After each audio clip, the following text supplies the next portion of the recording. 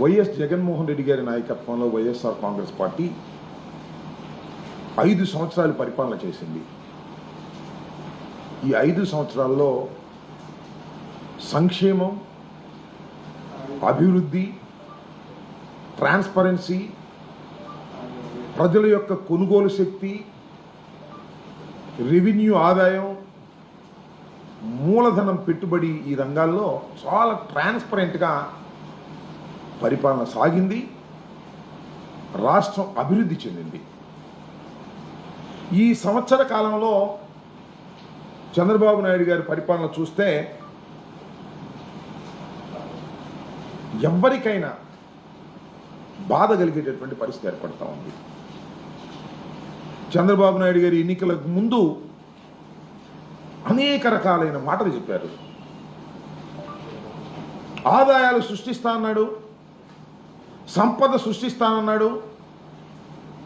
ప్రజలకు ఆదాయాలు పెంచడంతో పాటు రాష్ట్రాన్ని అన్ని రంగాల్లో అభివృద్ధి చెందేస్తాను, సంక్షేమ కార్యక్రమాలు ఇచ్చేస్తాను అని అనేకమైన గొప్ప విషయాలు చెప్పి నమ్మించాడు. సంవత్సరం అయింది అధికారంలోకి వచ్చి. ఇవాళ రాష్ట్ర పరిస్థితి చూస్తే దయనీయమైన స్థితికి నెట్టబడతా ఉంది. తిరోగమనంలో రాష్ట్రం వెనక్కి వెళ్తూ ఉంది. చంద్రబాబు నాయుడు గారు వచ్చిన దగ్గర నుంచి జగన్మోహన్ రెడ్డి గారి మీద ఏం బురద జల్లుదాం, ఆయన ఏ విధంగా వ్యక్తిగత హననాన్ని చేద్దాం, జగన్మోహన్ రెడ్డి గారి రాజకీయ పార్టీకి సంబంధించినటువంటి వ్యక్తుల మీద ఏ విధంగా క్రిమినల్ కేసులు పెడదాం, వేధిస్తాం, జగన్మోహన్ రెడ్డి గారు చుట్టుపక్కల ఉన్న వారి మీద లేనిపోని కేసులు పెట్టి ఆ కేసుల్లో విరికించి వేధించి భయపెడదాం అనే ఒక రెడ్ బుక్ రాజ్యాంగాన్ని ఆయన అమలు చేస్తున్నాడు.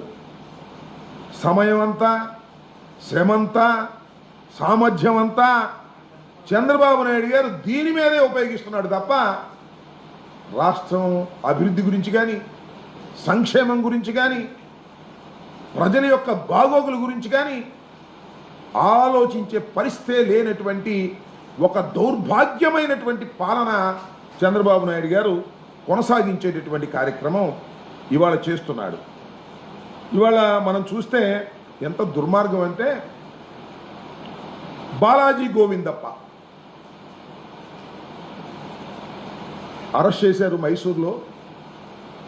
చంద్రబాబు నాయుడు గారి ప్రభుత్వం కోర్టులో హాజరుపరిచారు, రిమాండ్లోకి వెళ్ళారు. ఎందుకు అరెస్ట్ చేయాలి ఆయన్ని? ఆయన ఎవరు? ఆయన ఏమైనా రాజకీయ నాయకుడా? ఆయన ఒక చార్టర్డ్ అకౌంటెంట్. అంతేకాదు, ఒక కంపెనీకి, అంటే వరల్డ్ వైడ్ కంపెనీకి, యూరప్లోనే బ్రహ్మాండమైనటువంటి కంపెనీకి, వికాట్కి ఆయన ఫుల్ టైం ఫైనాన్స్ సెక్రటరీ. ఈ వికాట్ కంపెనీ గురించి 2 మాటలు ఇక్కడ మీకు చెప్పాలి. ఇది 165 సంవత్సరాల క్రితం ప్రారంభించబడినటువంటి ఒక సిమెంట్ కంపెనీ. యూరప్లోనే యూరప్ మొత్తంలో బ్రహ్మాండంగా పేరు ప్రఖ్యాతులు గాంచినటువంటి కంపెనీ ఇది. 1867లో ఈ కంపెనీని ప్రారంభించారు. దీనిలో 10,000 మంది ఉద్యోగులు పనిచేస్తున్నారు. 2024లో దీని సిమెంట్ అమ్మకాలు ఎంతో తెలుసా? 44,316 కోట్ల రూపాయలు విలువైన సిమెంట్ అమ్మకాలు జరిగాయి. అంటే సచ్ ఎ బిగ్ కంపెనీ. అలాంటి బ్రహ్మాండమైన కంపెనీ ఆంధ్రప్రదేశ్లో ఉంది. ఆంధ్రప్రదేశ్లో ఎందుకుంది? మీ అందరికీ గుర్తు చేస్తా, చాలా మందికి తెలుసు. జగన్మోహన్ రెడ్డి గారు భారతీయ సిమెంట్స్ను ప్రారంభించారు. వరల్డ్ ఫస్ట్ క్లాస్ టెక్నాలజీతో కడపలో జగన్మోహన్ రెడ్డి గారు ఇండస్ట్రియలిస్ట్గా ఆయన ప్రారంభించిన కంపెనీ భారతీయ సిమెంట్స్. వరల్డ్ క్లాస్ టెక్నాలజీ ఉంది, బ్రహ్మాండమైన పేరు ప్రఖ్యాతులు గాంచింది. దాన్ని 2010లో ఈ వికాట్ కంపెనీ టేక్ ఓవర్ చేసింది. అంటే మొత్తం టోటల్ మేనేజ్మెంట్ వాళ్ళదే. 51% వాళ్ళు టేక్ ఓవర్ చేశారు. ఆ వికాట్ కంపెనీకి ఈ Balaji Govindappa finance secretary, full time finance secretary. ఇది ఆయన చేసిన పాపం. ఆయనకి ఏం సంబంధం అండి? నాకు అర్థం కాలే. లిక్కర్ స్కామ్ అంట. అసలు స్కామే లేదు, లిక్కర్ స్కామ్. లేనిపోని స్కామ్ను సృష్టించి ఇండస్ట్రీస్ని భయపెట్టాలనేటువంటి కార్యక్రమం. ఆయన్ని అన్యాయంగా అరెస్ట్ చేసి ఆయన తీసుకొచ్చి వాళ్ళ విజయవాడ జైల్లో పెట్టేటటువంటి కార్యక్రమం చేస్తున్నారు. అంటే ఒక వికాట్ అనేటటువంటి ఒక బ్రహ్మాండమైనటువంటి యూరప్లోనే పేరు ప్రఖ్యాతులు గాంచినటువంటి ఒక సంస్థకు సంబంధించినటువంటి ఒక ఫైనాన్స్ సెక్రటరీని అన్యాయంగా అక్రమంగా రాజకీయ కక్ష కోసం, జగన్మోహన్ రెడ్డి గారి మీద రాజకీయ కక్ష కోసం మీరు రకంగా ప్రవర్తిస్తున్నారే, దీనివల్ల ఏ ఉపయోగం జరుగుతుంది మీకు నాకు తెలియగలుగుతున్నాను చంద్రబాబు నాయుడు గారు. అంటే ఇండస్ట్రీస్లను భయపెట్టాలనేటువంటి పరిస్థితి చేస్తూ ఇంకా మన రాష్ట్రానికి ఇండస్ట్రీస్ రావాలి, ఉపాధి అవకాశం కలగాలి, బ్రహ్మాండంగా ఇండస్ట్రీలు వస్తున్నాయి, దావోస్ వెళ్ళాము అప్పుడు రాబోయిన తర్వాత వస్తున్నాయి, ఇలాంటి ఊరికి కోతలు కోయటం తప్ప ఉండ ఇండస్ట్రియలిస్టుల్ని విపరీతంగా బెదిరించేటటువంటి కార్యక్రమాలు జరుగుతూ ఉన్నాయి. ఏదో గోవిందప్పను అరెస్ట్ చేశారని మాత్రమే నేను చెప్పడం అలా. ఒకసారి వెనక్కి వెళ్దాం. గోవిందప్ప కాదు, సజన్ జిందాల్. ఎవరండి సజన్ జిందాల్? భారతదేశంలోనే ఒక పెద్ద వ్యాపార దిగ్గజం సజ్జన్ జిందాల్. ఆయన కడపలో స్టీల్ ఫ్యాక్టరీ ప్రారంభించాడు, పనులు కూడా మొదలుపెట్టాడు. ఏం చేశారండి మీరు ఆయన్ని? సజ్జన్ జిందాల్ని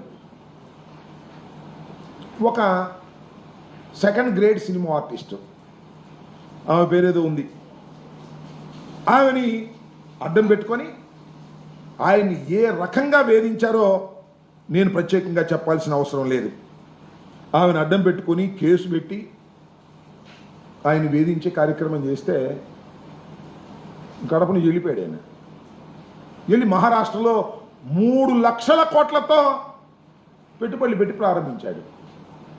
ఆ కేసులో మీరు ఏ విధంగా ఒక హీరోయిన్ అని చెప్పబడే ఆమెని, బాంబేకి సంబంధించిన ఆమెని అడ్డం పెట్టి కేసు పెట్టి, ఒక పక్కన సజ్జన్ జిందాల్ లాంటి వారిని బెదిరించే కార్యక్రమం, భయపెట్టే కార్యక్రమం, వారిని వేధించే కార్యక్రమం, దానితో పాటు 3 IPS ఆఫీసర్లు, ఇండియన్ పోలీస్ సర్వీస్లో ఉన్నటువంటి 3 IPS ఆఫీసర్ని సస్పెండ్ చేశారు.